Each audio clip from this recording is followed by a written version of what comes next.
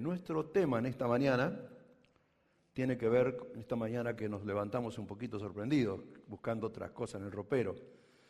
Yo me venía así con una camisita, de repente me puse el chaleco, pero al revés, ¿viste? Esa cosa y después me lo corregí. Hay cosas que no se pueden corregir. Un día estaba aquí, yo recuerdo, partiendo el pan de la cena del Señor cuando la mesa estaba abajo. Tenía al lado mío un hermano que había orado y yo no me di cuenta y me dice: mirá mis pies, vine tan apurado que me puse un zapato marrón y otro negro. Bueno, eso no tiene solución. Pero como no se miran siempre los pies. Bueno, esta mañana vamos a reflexionar sobre este tema, comunicadores del Evangelio. Ustedes saben que el Señor Jesús quiso y vino a la tierra para comunicar el Evangelio. Su mensaje era muy concreto y se reducía a dos palabras: arrepiéntanse y crean en el Evangelio. La gente tenía que reconocer sus limitaciones, sus pecados, sus errores y creer en el poder de Dios que a través de la sangre derramada en la cruz nos limpia de todo pecado. Es por eso que cuando se produjo la primera pesca milagrosa, cuando Pedro conoció a Jesús de cerca, aquella mañana que desganado, después de haber estado toda la noche intentando pescar y no sacó nada, Jesús se acerca, le pide la barca para usarla como la proa del barquito, como un púlpito para predicar a la gente que se aglutinaba en la playa. Y después que terminó de hablar, Jesús le dice: bueno, Pedro, ahora que lavaste las redes, ensuciala de vuelta, bogá mar adentro para pescar. Dice: Señor, toda la noche estuve echando la red y no sacamos nada, pero en tu palabra lo voy a hacer. Y entonces la barca se introdujo en el mar, una de las dos barcas, y cuando echaron la red era tanto la cantidad de peces que recogían que tuvieron que pedir ayuda a la otra barca, y ambas barcas venían repletas de peces. En ese primer encuentro de Pedro con Jesús, él se convirtió, como decía recién la canción, se rindió a sus pies y postrado le dijo: Señor, no me toques, apártate de mí, yo soy un hombre pecador. Confesó sus pecados. Pero inmediatamente el Señor lo desafió y le dijo: Pedro, desde hoy en adelante, vos y los muchachos que te acompañan no pescarán más peces en el mar de Galilea, saldrán a pescar hombres y mujeres en todas las naciones. El Señor quiso que el Evangelio sea el mensaje de comunicación para iluminar las mentes con la verdad y los corazones con su palabra. Por lo tanto, San Pablo decía, escribiendo a los Corintios, que le agradó a Dios salvar a los seres humanos por la locura de la predicación, de la comunicación del mensaje. Nosotros estamos tratando de reducir nuestra responsabilidad como cristianos a la sigla poder. Y cuando hablamos de la P de poder, pastoreo, es algo que pueden hacer algunos que sienten el deseo de corazón de jugarse por un hermano, por una hermana o por varios y apoyarlos. Cuando hablamos de la D de discipulado, también es para un grupo de hermanos, tal vez menor. Yo calculo que aquí hay más de 400 hermanos que pueden pastorear, pero tal vez hay 50 que pueden discipular, que pueden transmitir las verdades de Dios. Y luego cuando hablamos de la R de restaurar, entonces también es para algunos que sienten pasión por los que se han alejado. Pero cuando hablamos de la O, de la palabra poder, y de la E, hablamos de oración y de evangelización, y esto es para todos los que somos del Señor. Ninguno de nosotros debemos aflojar ni en la oración ni en la evangelización, porque Dios nos ha llamado para ser comunicadores del mensaje del Evangelio. Por lo tanto, en la misión que nos hemos propuesto en esta iglesia, la razón de ser por la cual estamos, hay una orientación vertical que es honrar a Dios, depender de Él en oración, adorarlo, ofrendar nuestras vidas y todo lo que somos y tenemos al Señor, y la proyección horizontal, acompañar a las personas para que se reencuentren con el Señor. Por lo tanto, todos nosotros somos comunicadores del mensaje. Y quisiera utilizar un pasaje bíblico como fondo ilustrativo para los conceptos que queremos compartir. Y ese pasaje está en los Hechos, capítulo 16. Es todo un relato bíblico, pero comienza con esta afirmación. La iglesia crecía y crece por la comunicación del mensaje. Y el resumen de los apóstoles en ese tiempo de la historia, lo que transmitían, no tenían mensajes de textos para comunicarse, pero era de boca a boca, era que las iglesias eran confirmadas en la fe y aumentaban en número cada día.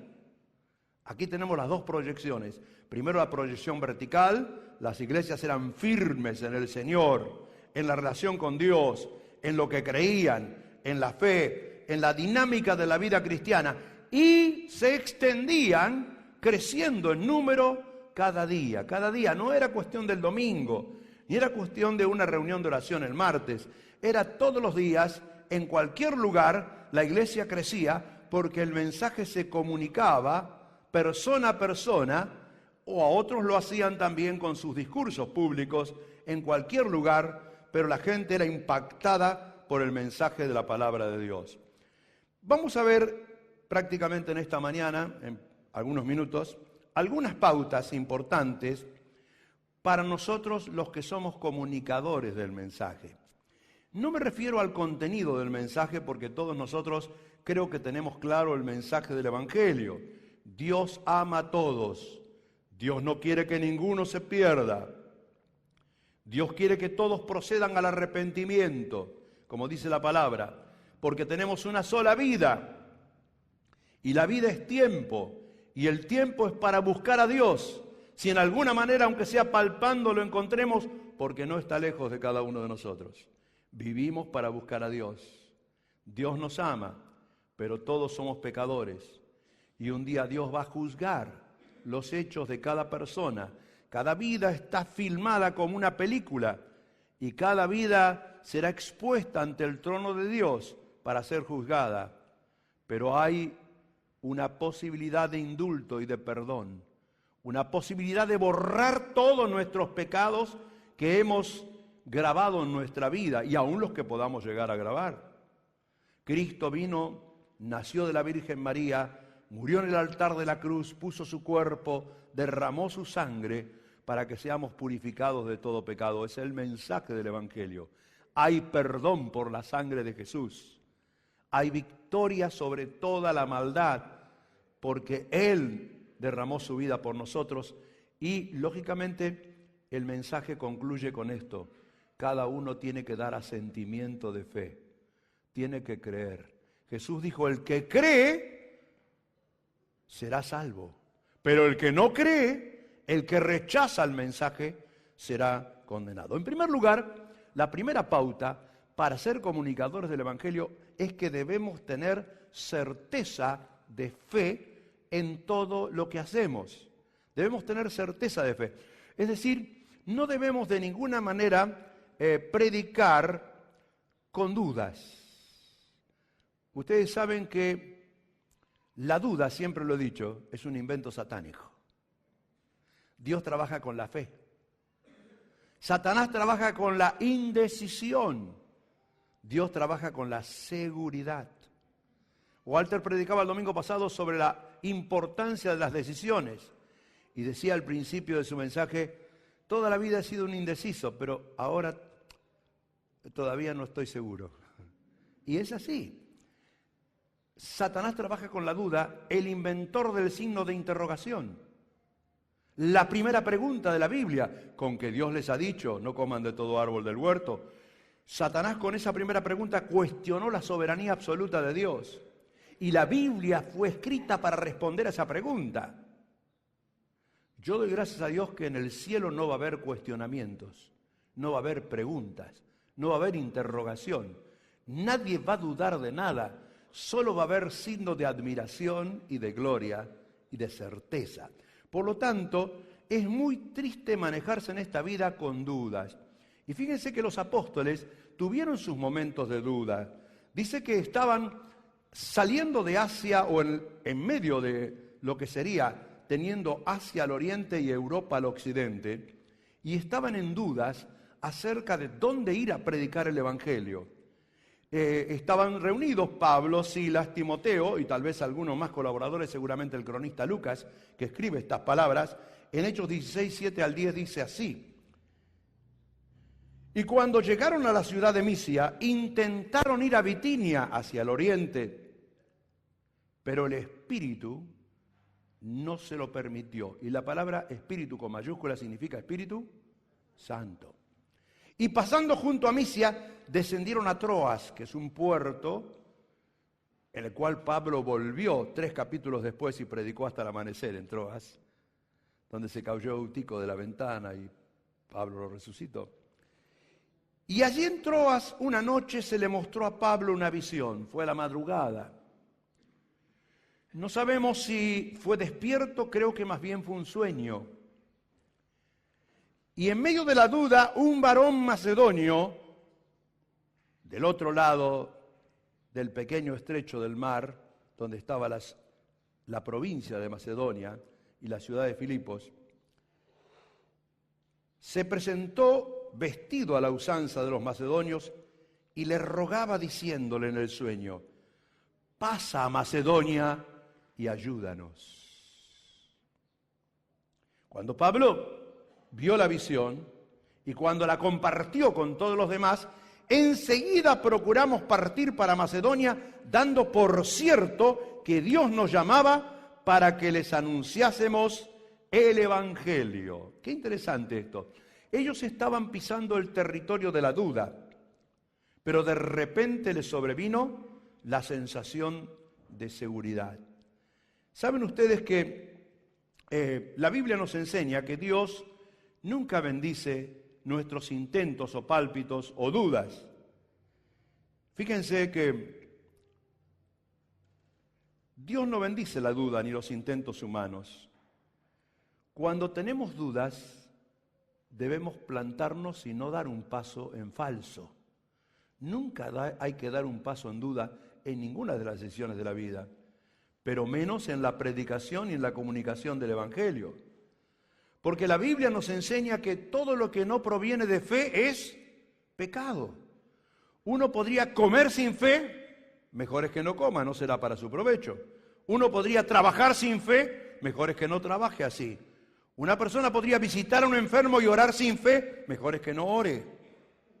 Alguien podría comunicar el mensaje a otro sin fe, es mejor que no lo comunique.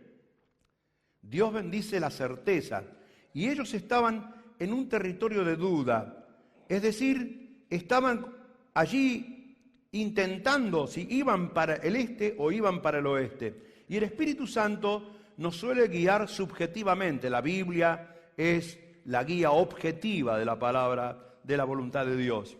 La Biblia nos dice qué es lo que tenemos que hacer, pero el Espíritu Santo subjetivamente nos indica cuándo lo tenemos que hacer y cuándo no lo tenemos que hacer. Ustedes se acuerdan que el Señor Jesús dijo: no prediquen al que no quiere escuchar, porque es como arrojarle las perlas a los cerdos. Vas a perder el tiempo. Ahora, el Espíritu parecía que ellos en su entusiasmo eran impulsados a entrar en Asia, pero el Espíritu no les daba seguridad ni tranquilidad, no los dejaba. Y ellos no quisieron hacerlo con dudas. Prefirieron no moverse. Ellos superaron el tiempo de la duda y entonces vemos que Dios les muestra la oportunidad. Y Dios se las muestra de una manera así, tan subjetiva como fue un sueño. Pero Pablo seguramente cuando se levantaron esa mañana, no sé, no tomarían mate porque no era la costumbre de ellos, pero estaban desayunando a su manera. Che, anoche tuve un sueño y me pasó esto. Y vi un tipo vestido, un muchacho joven, como los macedonios, y decía: pasa a Macedonia y ayúdanos. Cuando los demás recibieron este mensaje, tuvieron una sensación de seguridad y les vino de repente una certidumbre de fe. Dios utiliza a veces esa respuesta a la oración o al clamor para que tengamos certidumbre de fe. nosotros debemos actuar con certidumbre de fe. Debemos predicar la palabra con certidumbre de fe. Debemos pensar que siempre que predicamos la palabra de Dios, la palabra nunca volverá a Dios vacía. Va a cumplir un propósito para salvación o tal vez tristemente para condenación de alguien que tiene que escuchar para un día ser juzgado porque rechazó. Pero lo cierto es que debían hacerlo con certidumbre de fe. Y es por eso que rápidamente ellos sacaron un pasaje y comenzaron a iniciar su travesía porque ahora no tenían más dudas. ¿Saben ustedes que uno de los obstáculos más grandes para predicar el Evangelio es la falta de fe? Pensamos que esa persona a la cual le vamos a hablar no se va a convertir, entonces no predicamos. Pensamos que nos va a rechazar, pensamos que no va a entender el mensaje. Siempre la persiana la bajamos nosotros por falta de fe.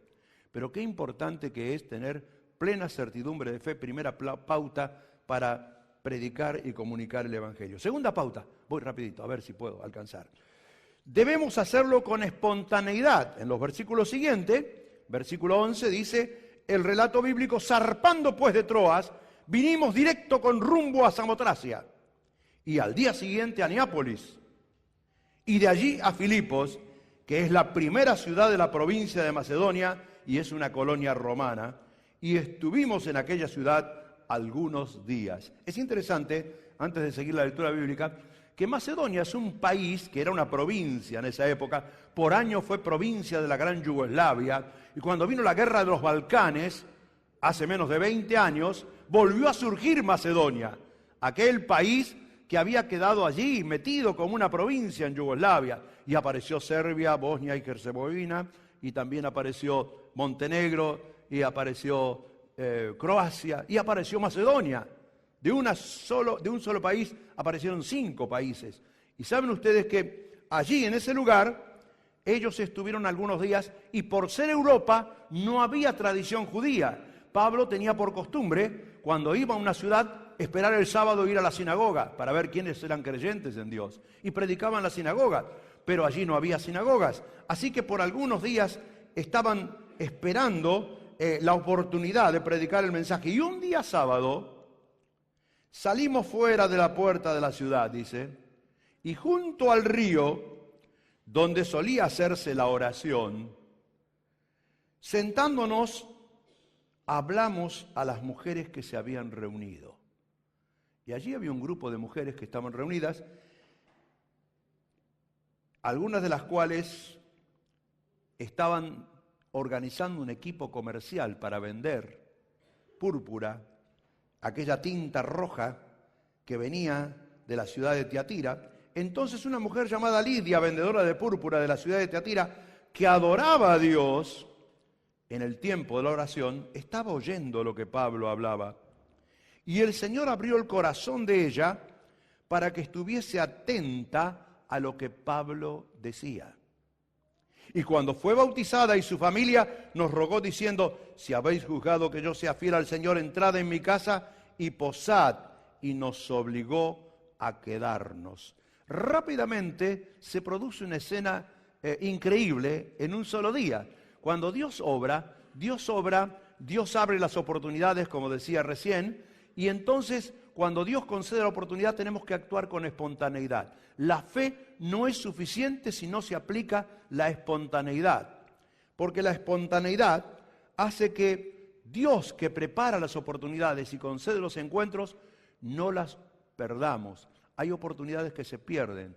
Dios a veces nos sirve en bandeja la posibilidad de predicarle a alguien, y Pablo había estado varios días allí, y cuando se acercaron al río para orar con los compañeros, vieron otro grupo de mujeres que también dialogaban por otros asuntos comerciales, pero que también adoraban y se encomendaban a Dios.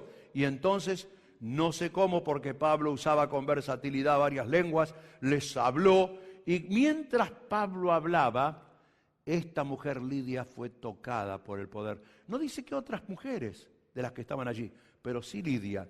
Dios prepara las oportunidades, y saben que Dios no solamente prepara las oportunidades, Él nos ilumina la mente y pone palabras en nuestros labios. Miren, por eso digo que la evangelización es para todos, porque todos somos comunicadores. Si alguien ha recibido a Cristo en su corazón, se va a sorprender cuando presente razón de su fe en Cristo. Cómo le van a fluir las palabras, cómo le van a venir las ideas, cómo el Espíritu Santo que dice, no piensen lo que vayan a decir, porque el Espíritu pondrá en su mente y en su lengua las palabras precisas. Es la bendición de la espontaneidad. La espontaneidad hace que alguien hable del Señor y que el Espíritu Santo ilumine su mente y se desate en sus labios. Pero ese mismo Espíritu Santo toca la mente receptora y abre el corazón de las personas que están escuchando.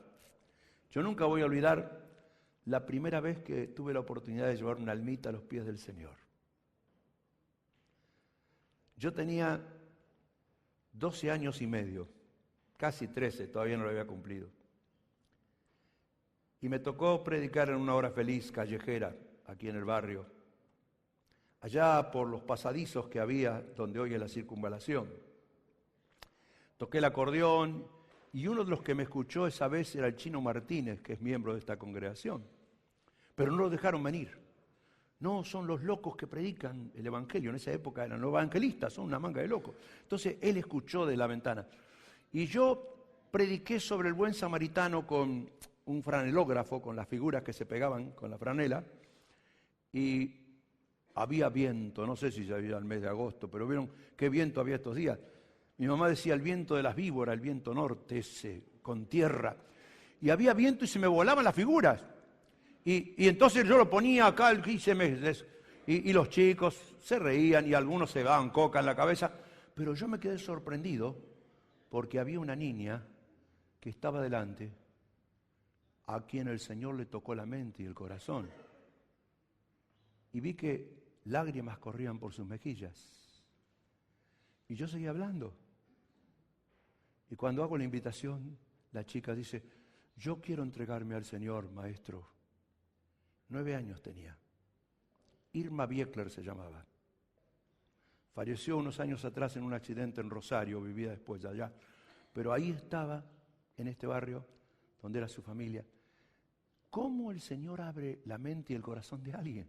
Vos hablás y el Señor toca, porque es por su Espíritu. Si lo haces con plena certidumbre de fe y con espontaneidad, el Señor obra. Porque el Señor tiene esta premisa, Él puede hacerlo cualquier día, como dice la canción popular, a cualquier hora y en cualquier lugar. Hay una sola cosa que se puede hacer a tiempo y fuera de tiempo, y es predicar la palabra. La espontaneidad. Nosotros tuvimos aquí en la iglesia un muchacho que usó mucho la espontaneidad. El Señor lo llevó el año pasado a su presencia, y me refiero a Pompi, Alberto Martínez. Él se convirtió acá en la iglesia. Si yo dijera cómo se convirtió, un domingo que jugaba Boca con Colón, nosotros estábamos allá en el saloncito, y él en el Parque Alberdi vio una chica que le gustó. Y la siguió. Se paró en el Baviera de 25 de Mayo y Mendoza, y ella tomó un ómnibus, el 2, y él también lo tomó. Total, no tenía nada que hacer. Había salido de la cancha, se había ido al centro y quería reventar la noche del domingo, y entonces buscó y se sentó al lado de ella y comenzó a chamullarle, a hablarle, pero la chica no le llevaba mucho el apunte. El 2 en esa época entraba por Corrientes, salía por Juan de Garay, y cuando llegaron aquí a la esquina, allá en la esquina aquella, ella se bajó y él se bajó también. Y no era acá, era en Juan de Garay. Ella dio la vuelta, se bajaron en Corrientes y San José, y él la siguió una cuadra. Y cuando llegó y vio el saloncito donde se predicaba el Evangelio, dijo, no, está bien, hasta aquí nomás llegó la cosa, dijo. Pero dijo, si hice 30, ¿por qué no voy a hacer 31? Voy a entrar. Y había pocos en el saloncito. Y ella se sentó en un lugar y él pidió permiso y se sentó al lado de ella. Y yo estaba predicando esa nochecita ahí un domingo a la noche, y el Señor le tocó el corazón. Se olvidó de la chica, se olvidó de todo. Y cuando hice el llamado, él pasó al frente, el único, y pasó para recibir a Cristo en su corazón. Y él tenía una peluquería muy famosa aquí en el barrio. Yo era cliente de él, pero tenía un problema. Cada vez que me sentaba me decía, ya terminé. ¿Cómo? tenía poco trabajo conmigo. No podía hablar mucho con él porque...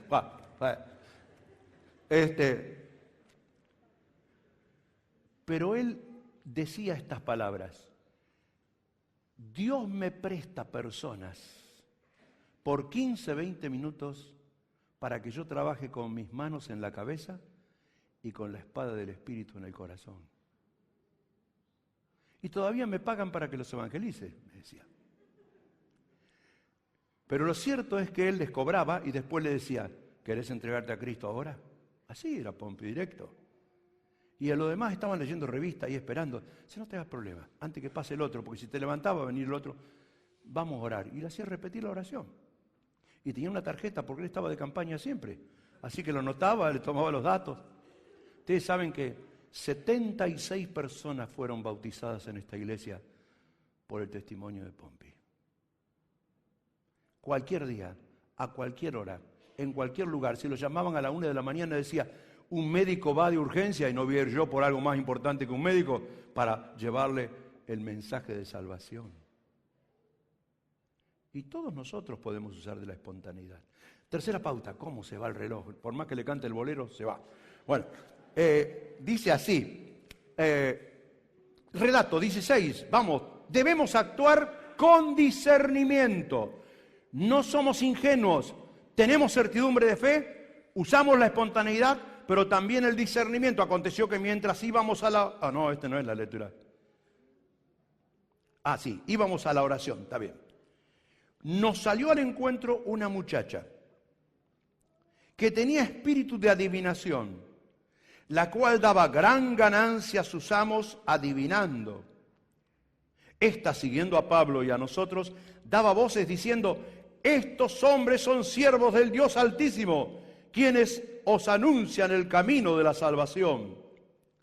Y esto lo hacía por muchos días. Mas desagradando a Pablo, éste se volvió y dijo al espíritu: te mando en el nombre de Jesucristo que salgas de ella. Y salió en aquella misma hora. Pero viendo sus amos que había salido la esperanza de su ganancia, prendieron a Pablo y a Silas y los trajeron al foro ante las autoridades.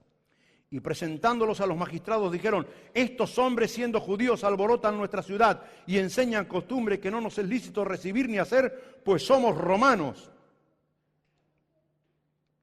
Y se agolpó el pueblo contra ellos, y los magistrados, rasgándoles las ropas, ordenaron azotarles con varas. Tremenda esta parte del pasaje aquí, porque ellos usaron la certidumbre de fe y la espontaneidad, y ahora utilizan el discernimiento. Ellos van caminando hacia el río, a la oración, pero les sale el encuentro tal vez en una encrucijada de calles, una muchacha, una chica que vocifera, que grita, que los señala y que anuncia quiénes son ellos, los delata, pero al mismo tiempo al delatarlos dice una gran verdad. Son los siervos del Dios Altísimo. Satanás siempre se va a interponer cuando vamos a predicar el Evangelio, hermanos. Satanás va a utilizar cualquier cosa para obstruirnos el camino. Yo nunca voy a olvidar, una vez estaba en la iglesia del Libertador, allí frente al Colegio de la Armada en Buenos Aires, predicando, en la época en que estaba el proceso militar, y ustedes saben que el almirante Lacoste fue el que organizó el Mundial del 78. Un hermano de él estaba en la reunión con su esposa y con una chica endemoniada. La chica rezó en voz alta todo el tiempo que yo predicaba. Y después que terminó la reunión, los ancianos se reunieron en una habitación para ver si podían liberarla. Y los padres dijeron: a los 16 años esta chica se enloqueció. Comenzó a hablar con las paredes, con el piso, con la ventana y con la Virgen y nadie más. Dejó el colegio, dejó todo. La chica estaba ida. Yo entré al lugar y me di cuenta que no respondía a nada. Entonces pedí reunirme con los padres para ver si ellos se podían entregar al Señor. Y mientras los ancianos quedaron con ella luchando, yo estaba hablando con el papá y la mamá y les dije: miren, de la necesidad de entregarse a Cristo para protección de sus vidas y para clamar de una forma más fuerte por la liberación de su hija. Y llegó un momento en que los padres entendieron el Evangelio y estaban a punto de hacer la oración. Y el padre dijo: yo primero. y la chica salió corriendo de otra habitación cuyas puertas estaban cerradas. Entró en la habitación donde estábamos nosotros y dijo, papá, no lo hagas nunca. Satanás siempre va a tratar de impedir. Y nosotros debemos tener discernimiento respecto a eso. Pero su estrategia nunca es atacar. Su estrategia es siempre colaborar. Satanás tiene una primera estrategia que es colaborar con las iglesias, ayudar a que las iglesias funcionen, meterse adentro de las iglesias y apoyar desde adentro. Porque sabe que si se pone la camiseta nuestra y juega en el mismo equipo, va a causar más estragos que si jugara en el equipo contrario. Por lo tanto, Satanás manda una chica que haga propaganda, ya que vienen a predicar, les manda una chica que haga propaganda. Y la chica decía, aquí están, estos son los siervos del Dios Altísimo que os anuncian el camino de la salvación. Les pregunto una cosa, ¿ustedes encuentran algún error doctrinal en lo que ella decía? Aquí están, estos hombres son los siervos del Dios Altísimo que os anuncian el camino de la salvación. ¿Verdad o mentira? ¿Algún error bíblico? Satanás conoce muy bien la sana doctrina. Satanás es un defensor de la sana doctrina. Porque sabe que así puede seducir mejor. Pero el apóstol Juan dijo, no nos ha mandado Dios a probar las doctrinas, sino los espíritus, si vienen de Él o no vienen de Él. Por lo tanto, el discernimiento hizo que Pablo le molestara a esta chica que les hacía propaganda. Todos los miraban, todos los admiraban. Porque a Satanás le interesa el exitismo, la popularidad. Le dijo a Jesús, ¿sabés cómo vas a ser popular? Subite a la punta del templo y arrojate y los ángeles te van a sostener. Vas a ser Superman volando y todos van a decir, este es el Hijo de Dios. Y te van a ovacionar. Pero Jesús nunca amó la espectacularidad. Cuando Él sanaba a un enfermo decía, no se lo digas a nadie. Nunca amó los aplausos. Eso es satánico. Ahora, Satanás trata de desarrollar el exitismo y esas cosas. ¿Por qué Satanás sabe que de esa manera causa la espectacularidad? Y Pablo se sintió tan molesto que entonces detectó la ayuda satánica y la rechazó y la expulsó. Reprendió con la autoridad que el Señor nos ha dado y que dijo el Señor, no se gocen por esto, gócense de que su nombre esté escrito en el libro de la vida. Reprendió al espíritu que estaba en aquella chica y fue expulsado. Y perdió las habilidades de la adivinación.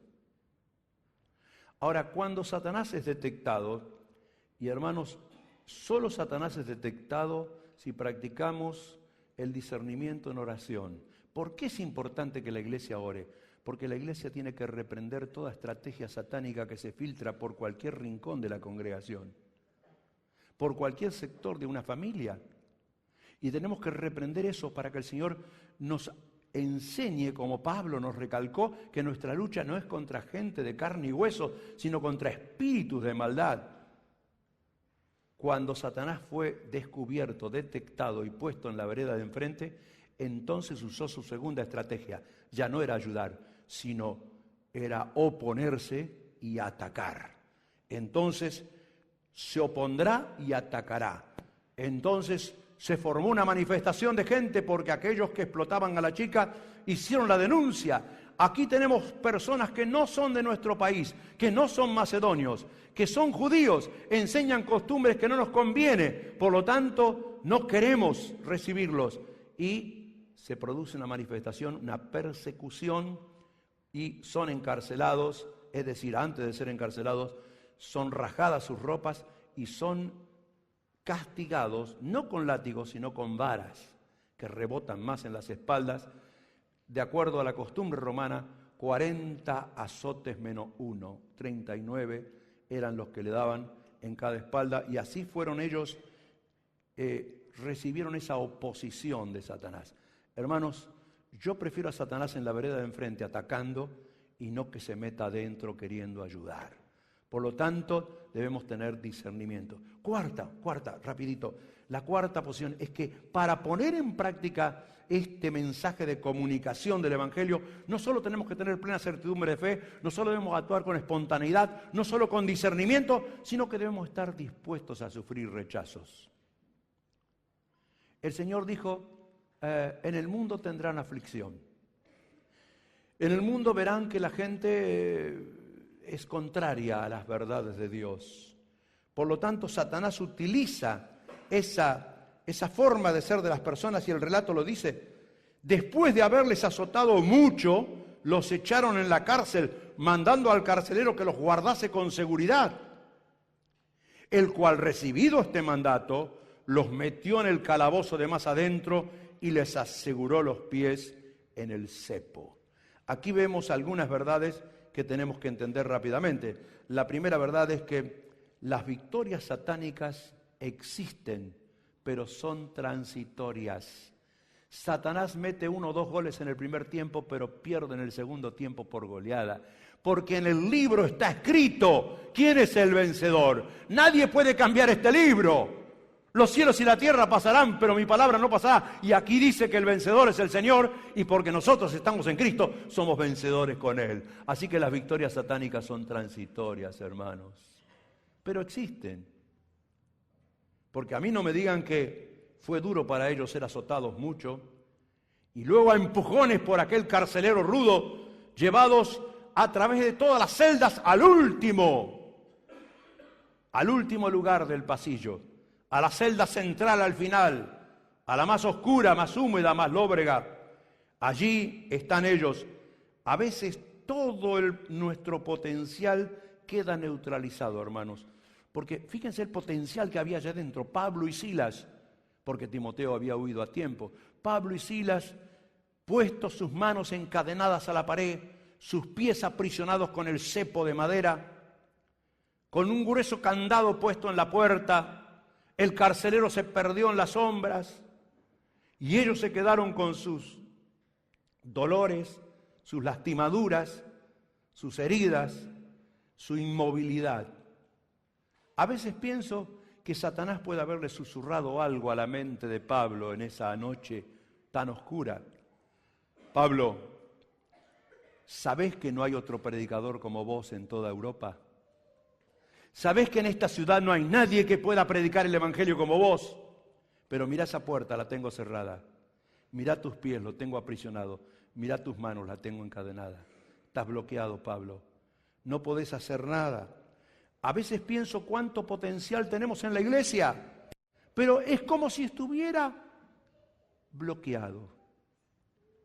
¿Qué pasaría si de repente toda la iglesia despertara a ser comunicadora del Evangelio?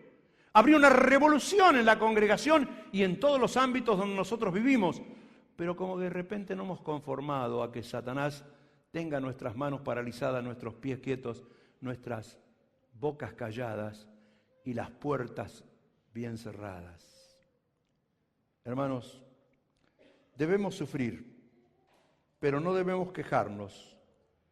Debemos ofrecer nuestro sufrimiento al Señor, porque la Biblia dice: irán con lágrimas los que llevan la preciosa semilla, pero volverán con regocijo trayendo sus gavillas. Por lo tanto, si nos toca sufrir algo, suframos en silencio. La Biblia no dice que los presos oyeron las quejas de Pablo y de Silas. Lloraron en silencio, sufrieron en silencio. Sepamos que la obra de Dios también se hace con sufrimiento. Que no todos son éxitos, que hay contrariedades, que hay adversidades, que debemos estar dispuestos a sufrir, a soportar, pero también debemos actuar con tenacidad y utilizar las armas que Dios nos dio. Porque la Biblia no quiere que nos quedemos sufriendo solo, el Señor no quiere que nos quedemos sufriendo. La palabra nos enseña que ellos, a medianoche, orando, Pablo y Silas, cantaban himnos a Dios. Y estos sí los presos los oían. Entonces sobrevino de repente un gran terremoto de tal manera que los cimientos de la cárcel se sacudían y al instante se abrieron todas las puertas y las cadenas de todos se soltaron. Me gusta esta expresión. Utilizaron primero las armas que Dios nos dio. Dios nos dio dos armas poderosas. Una el arma de la oración y otra el arma de la alabanza. La oración da paso a la alabanza. El sufrimiento da paso a la oración. Si alguien sufre, la palabra dice, clame al Señor. Y cuando clamamos al Señor, llega un momento que sentimos que el expediente ya fue puesto en las manos de Dios. Y ya no tenemos que seguir insistiendo. Y entonces comenzamos a cantar porque ya sentimos que viene la respuesta. Y aquella noche los presos oyeron a gente que oraba y que cantaba. Dijeron, qué viaba que les dieron, cómo los azotaron. ¿Estarán tan borrachos que les da para orar y para cantar? Pero estaban llenos del Espíritu Santo de Dios. Y de repente la respuesta vino de arriba, pero se sintió abajo. Fue un tremendo terremoto que sacudió los cimientos, sacudió la estructura de la cárcel. ¿Y cuánto que necesitamos nosotros de ese terremoto celestial? Que venga en forma espiritual sacudiendo los cimientos de una sociedad que se ha alejado de Dios. Pero aquí hay algo muy maravilloso. Dice, todas las puertas se abrieron. Ustedes saben, hermanos, que en Argentina hubo muchas puertas cerradas por muchos años. Y no les digo que haya todavía algunas hoy. Pero algo pasó en las últimas décadas.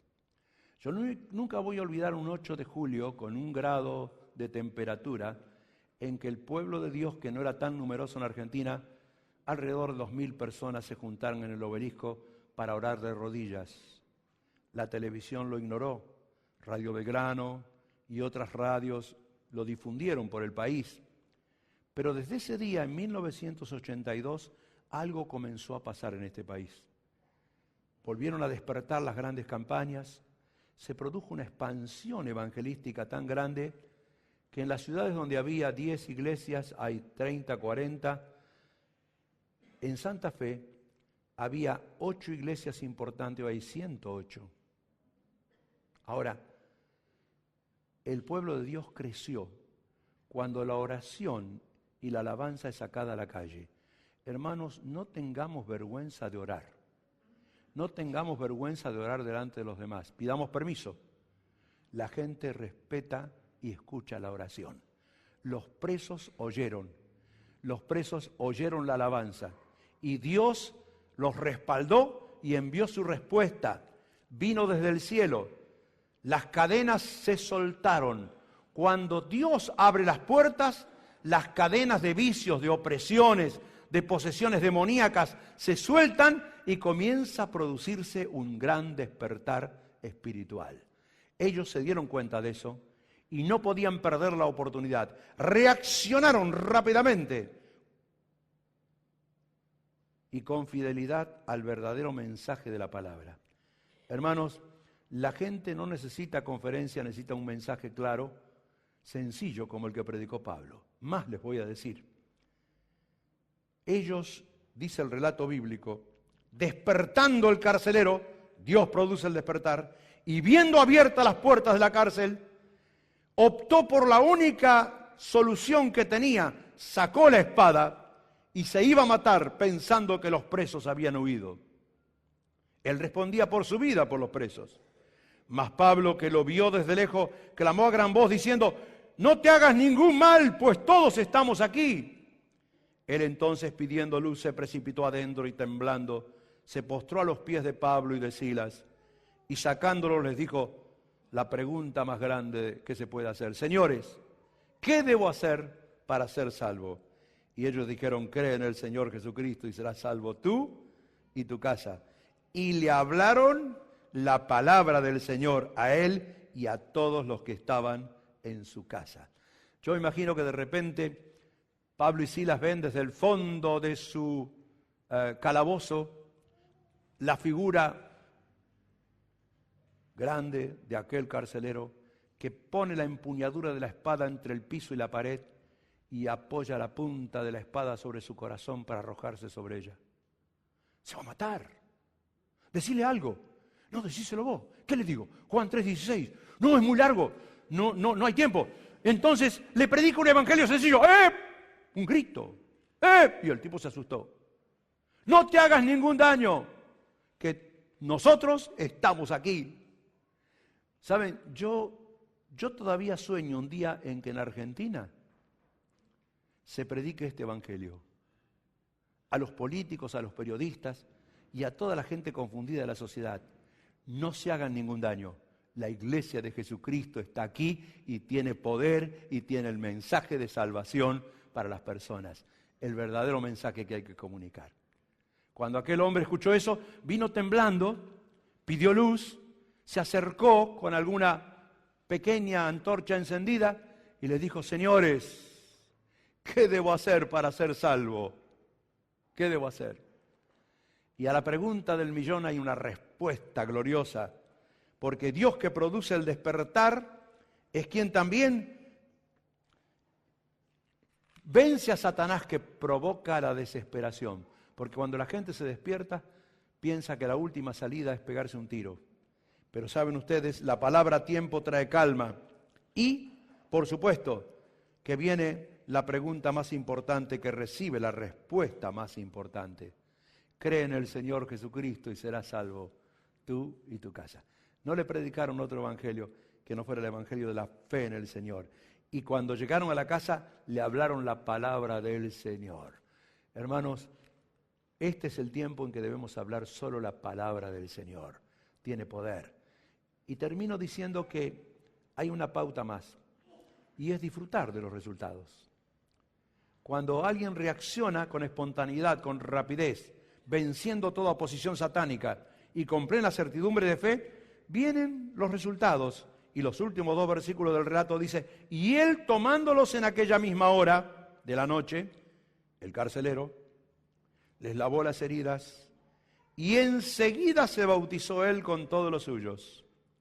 Y llevándolos a su casa, les puso la mesa y se regocijó con toda su casa de haber creído en Dios. Los llevó a su casa.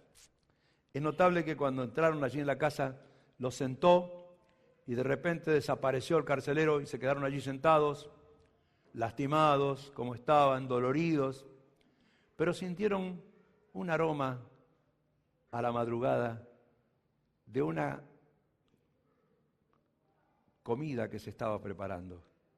Tal vez el crujir de algo en el fuego. Y dijeron: ¿tenés hambre, Pablo? Sí. ¿Vos sí? No comimos nada en todo el día, che. Pero ellos van a comer. Y nosotros, no, dice la señora: muchachos, le estoy preparando de comer para ustedes. Parece que Pablo entonces lo mira a Silas, le guiña un ojo y le dice: Dios le cambió el corazón a esta mujer. Se entregó de verdad. Nos está cocinando. Pero se sorprenden cuando entra con su figura robusta el carcelero, con una palangana en la mano y unos paños. Y hombre rudo, sin mediar palabras, se acerca a la espalda de Pablo con las mismas manos que usó las varas para sacudirla sobre esa espalda. Con las mismas manos toma aquellos paños mojados en agua y comienza a lavar las heridas en la espalda de Pablo. Y me parece que Pablo le guiña el ojo a Silas y le dice: Dios le cambió el corazón de piedra y le dio un corazón tierno. Qué lindo que es ver cuando Dios cambia a las personas. Dios lo hace. Pero falta todavía una frase preciosa. Dice: se alegró con toda su familia. Y inmediatamente pidió ser bautizado. Antes del amanecer, allí había agua y enseguida fueron bautizados. Él y todos los de su casa. Dios produce el milagro de la comunión. Comen juntos después de bautizarse. Y Dios otorga la alegría más grande que una persona, una familia puede tener. Dice: se alegró con toda su familia de haber creído a Dios. ¿Hay algo más grande que se puede hacer por una familia que llevarlo a los pies del Señor? Seamos comunicadores del Evangelio. Una vez salía corriendo yo por esa puerta que no existía, era una puerta distinta, por el pasillo que llegaba hasta el final para salir a saludar en la puerta, y un hombre se interpuso en el camino y me dijo: usted es el pastor, ¿no? ¿Me puede decir dónde entregan la solicitud para hacerme socio? Y yo le dije: ¿pero qué socio de qué? No, me quiero hacer socio de esta iglesia. Porque mi mujer me mandó, ¿sabe que mi mujer mandó y me dijo: andá y hacete evangelista? Y yo vine para hacerme evangelista y no sé cómo hay que hacerse evangelista. Entonces yo le digo: no, pero esperá, no hay ninguna solicitud. ¿Pero y por qué te querías ser evangelista vos? ¿Y porque yo tenía un empleado, dice. Yo tenía un empleado, que yo soy contratista, albañil. Yo tenía un empleado que dice, trabajaba para mí y bueno, nunca le alcanzaba el dinero porque se lo gastaba, se lo chupaba todo, dice. Y un día vino a esta iglesia y no sé, dice que se convirtió y resulta que ahora, dice, se mejoró la casa, se hizo una piletita de natación en el fondo, puso unas plantas de banana para que parezca todo más tropical, se compró un autito, se hizo la vereda nueva, anda con saco y corbata y tiene un libro negro. Y mi mujer dice, andá, preguntale cuánto le pagan para hacer propaganda. Y yo le dije, ¿y vos le preguntaste? Sí, le pregunté, pero no entiendo nada, pastor. Me dijo, no, ahí no te pagan. Al contrario, tenés que ofrendar. Pero yo me quiero hacer evangelista igual. Y entonces yo cuando pienso en esa familia que hoy está completa acá, me acuerdo que a la piecita de adelante, la vieja piecita de adelante, mientras yo dije, ahora tengo que saludar, hermano, alguien le habló. Y entonces, después él me dijo, ahora entendí, pastor. Ahora me entregué a Cristo. La gente no se va a entregar si no comunicamos el mensaje. Seamos comunicadores. Estamos para honrar a Dios y para acompañar a las personas. Y lo único que nos impide es que tenemos poca fe. No creemos que Dios nos va a utilizar. Y te vas a sorprender. Por lo tanto, ¿hasta cuándo vamos a estar callados? Si procedemos con fe, movilizarnos con espontaneidad, con discernimiento, soportar y sufrir contrariedades, con tenacidad usar las armas, con rapidez y fidelidad entregar el verdadero mensaje, vamos a disfrutar de los resultados. Amén. Amén. Ojalá que el Señor nos dé en este domingo de invierno la posibilidad de querer hablar del Señor y no quedarnos callados nunca más. Nos ponemos de pie.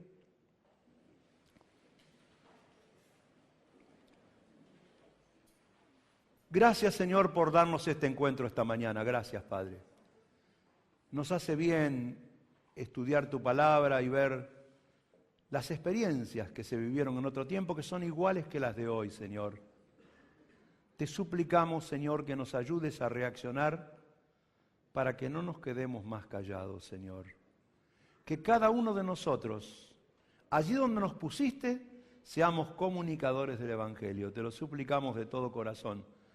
Te damos toda la gloria. Nos queremos ir con tu paz, con tu bendición a cada uno de nuestros hogares. Y si en esta mañana, Señor, hay alguien aquí que todavía nunca se ha entregado a ti, que pueda ejercer la fe en el Señor Jesucristo y recibir la paz y el perdón de sus pecados. Gracias, Padre. Gracias por ser tan bueno con nosotros. Te damos toda la gloria en el nombre del Señor Jesús. Amén. Amén. Y cantamos.